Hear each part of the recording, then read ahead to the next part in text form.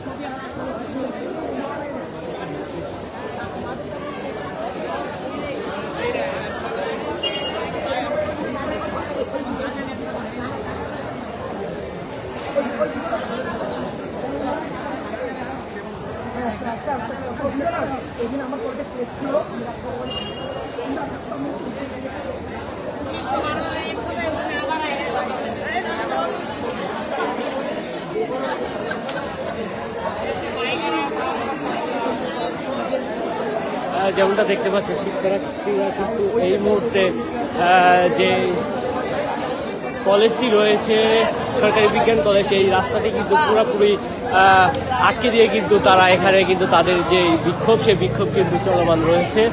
সামনে কিন্তু দেখানোর চেষ্টা করছি, পুলিশ এবং শিক্ষার্থীরা কিন্তু তারা কথা বলার চেষ্টা করছে, যেমনটা দেখতে পাচ্ছেন সরাসরি।